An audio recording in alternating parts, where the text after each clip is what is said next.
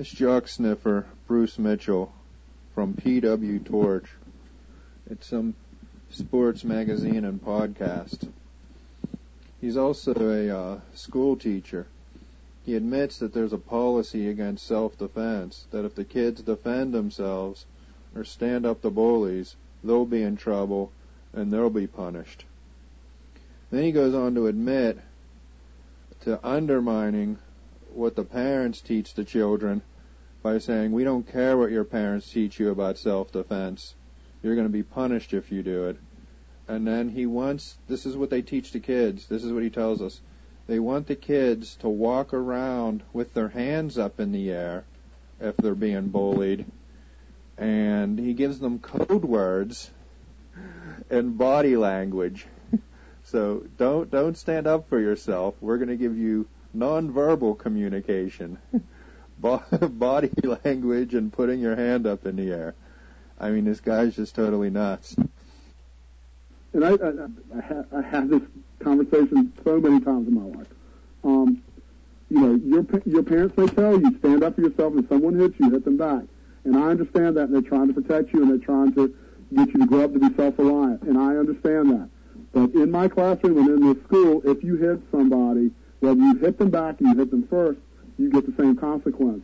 And I tell them, you need to know that, and if you're willing to get that consequence, if you're willing to get in trouble, then I'm going to give you that consequence, and I'll understand it. But don't tell me, that person hit me first, and my mama said it's okay. It's okay with your mother, but it's not okay in the school culture. It's not okay in my classroom. It's not okay there. But anyway,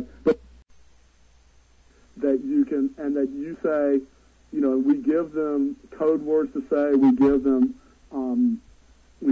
body language to use, including putting your hand up and walking away. And we tell them you are valuable, and that person, we will deal with that, and we do.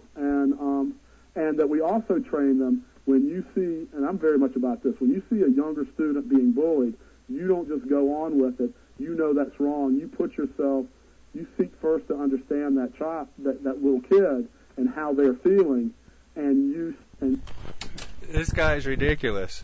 So put your hand up in the air and walk around and shout out code words. That's how you deal with bullies. And then he said, when you see someone getting bullied, first try to feel how that person is feeling.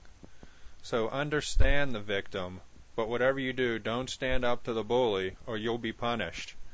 And how do schools punish the kids?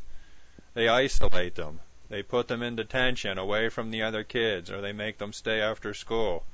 So now let's listen to what this psycho says about bullies who isolate their victims. This guy's nuts. And the bully that works in isolation, in other words, they take their victim and isolate the victim from everybody else, is the bully that does the most damage.